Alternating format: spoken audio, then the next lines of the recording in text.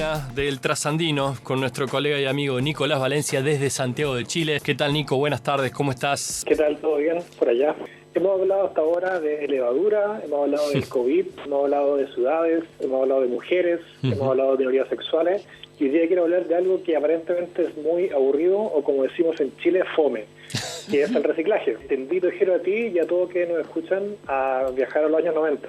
En los años 90, si uno piensa en reciclaje, probablemente se imagine a gente limpiando una playa, sí, o un basurero donde uno bota basura, pero siendo que no era reciclaje propiamente tal. En esos años 90, claro, la noción de basura o reciclaje tenía una connotación más estética, que el espacio no estuviera sucio, pero no porque se nos fuera la mierda del mundo. Hoy en día, cuando hablamos de reciclaje en arquitectura, solemos pensar en materiales hechos a partir de reciclaje. Por ejemplo, está esta iniciativa muy buena en Colombia, que es Conceptos Plásticos, que son ladrillos hechos de plástico, y que en Ardegui publicamos hace 4 años ya, que es una casa hecha totalmente con ladrillos de plástico. El concepto queda un poco corto. En la actualidad, en el contexto COVID y crisis, ya quedó bastante claro, sobre todo en un comienzo, porque ahora ya se dejó un poco de hablar, pero que el crecimiento económico está entrando en conflicto con el cuidado de los equilibrios vitales del planeta. El caso de ver animales volviendo a zona urbana, contaminación acústica, lumínica, etcétera, eso ya está bastante claro. Pero antes de la crisis, por ejemplo, se hablaba mucho de economía circular, esta cosa un poco que dejaba de lado la lógica extractiva, productiva y la generación de desechos, y que apunta a una economía donde básicamente hay un círculo de constante retroalimentación. La Unión Europea planteó un plan de acción en el año 2015, definiendo una serie de criterios, y planteaba que habían 5 áreas quizás más complicadas donde había que actuar rápido porque la economía circular no estaba funcionando, que eran el plástico, obviamente, la producción alimentaria, la biomasa y, como no, construcciones y demoliciones.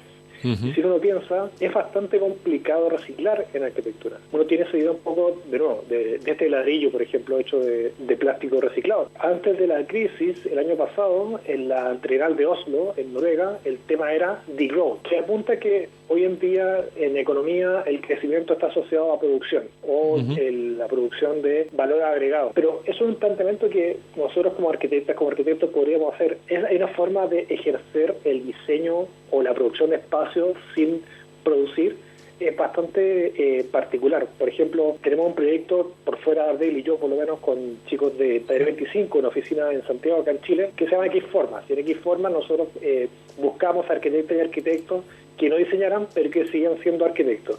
Y en Ecuador conocimos a Jorge Larco, que es arquitecto, pero él trabaja en una empresa que se llama, que cofundó, que se llama Polco Demoliciones. Y es muy interesante porque cuando uno piensa en demoliciones, probablemente se imagina como esta escena gringa de la demolición de un edificio entero, que se derrumba sin ninguna producción. Entonces, lo que hace Jorge Larco en Polco es, como él es arquitecto, sabe que en la demolición, para poder demoler bien, hay que saber cómo se construye. Entonces, básicamente es un desmontaje. Y es otro concepto que se habla mucho hoy en día, que es la industria del desmontaje. No de montaje de andamio, de un container, sino de una casa, por ejemplo. Reconocer cuáles son las capas, cómo puedo extraer todos los materiales que tiene una casa, evitando la mayor cantidad de basura posible. Entonces, hoy en día se habla de la industria del desmontaje, por la sigla en inglés de DFD, Design for Disassembly. También encuentra la sigla en español y en portugués, por ejemplo, DFD, si les interesa el tema. Pero también, por ejemplo, Jero, la remodelación es reciclaje. Una obra común en Córdoba, de ladrillo hueco cerámico y revocada de los dos lados, tiene varios contenedores a lo largo de su trayectoria de residuos de obra, que cuando no quedan esparcidos en el jardín para nivelar el terreno y luego con una pequeña capa de tierra, qué hacer con los residuos y cómo trabajarlos. Y por otro lado, buscarle el valor agregado al residuo. Hay que pensar que este es un tema que puede ser nuevo, porque bajo la lógica noventera, una remodelación no entraría en esa lógica, no va a la lógica estética, pero la remodelación de un espacio o la producción de espacios flexibles o redensificación de zonas urbanas, por ejemplo, ¿es reciclaje? A priori parece ser que sí. Hay un proceso de diseño, de producción, pero que optimiza. O sea, quizás el reciclaje tiene relación con la optimización. El reciclaje básicamente optimiza un desecho. Pero no solamente en la arquitectura, sino que en el día a día, cuánto desecho uno genera. cuánto de eso está alimentado por el consumo de agua, porque también el reciclaje implica un esfuerzo. El reciclaje hoy en día tiene una lógica un poco moral, un poco ética, como de hay que reciclar, pero en el día a día uno toma muchas decisiones que no pasan porque sean éticamente correctas, sino porque son más fáciles. Entonces, por ejemplo, ahora no, porque no podemos salir a la calle, pero si estás en el centro y te quieres tomar un café, pero te lo quieres llevar, tú no vas a andar con una taza a todas partes, pero quizás sí, como antes hacían almacenes, de que tú ibas con tu bolsa. Sí. Acá en Chile se prohibió el uso de bolsas plásticas hace ya creo 2 años, y en un comienzo la gente no entendió, pero no se dio cuenta que eso implicaba la costumbre, volver a la costumbre de hace 30 años, que era ir con tu bolsa. Y eso implica también otra forma de consumo, porque si yo tengo que llevar bolsas, tengo un límite de compra, porque no puedo traerme 20 bolsas con cosas, sino 5 quizás. De la misma forma que si uno va a pie o en auto, cambia mucho, no me puedo traer 40 kilos caminando, ¿no? desde el supermercado, del almacén. Entonces, es interesante porque pone el punto de vista en un paso antes, que es no solamente qué hacer con reciclaje, sino cómo evitar tener que reciclar porque hay menos producción de desechos. Entonces, esa es la pregunta, o más que la pregunta es la escena abierta.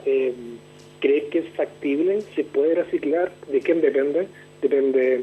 Esta respuesta, bueno, yo creo que la puedo responder yo mismo, depende de todos y de nadie en un momento, porque uno, como te digo, uno toma muchas decisiones día a día y no siempre toma la mejor, sino la más fácil. Y en el proceso de producción de arquitectura, el reciclaje puede ser un tópico en el corto y largo plazo. Esto es un tema que no es global, porque es un desafío global y exige respuestas globales, pero hay que tener también que tener un contexto. Por ejemplo, si uno piensa en Nueva York tiene sentido demoler, porque aún así la inversión te rinde. Pienso yo en la ciudad argentina, que no tienen limitantes geográficas como las tenemos en Chile, por ejemplo. ¿Qué es más fácil o qué es más barato? ¿Expandir más la ciudad o repoblar el centro? Un poco la lógica también de lo que comentaban antes con la urbanización de ciertas zonas. ¿Qué es más cómodo? ¿O qué es más fácil? ¿O qué es más barato? ¿Qué rinde más? ¿Mover gente al centro o acceder a servicios o seguir construyendo y expandiendo las ciudades? Es un poco un dilema y por lo tanto tiene respuestas globales, pero específicas a cada zona. Totalmente. Un gran abrazo a todos. Hasta la próxima. Hasta luego. Chao.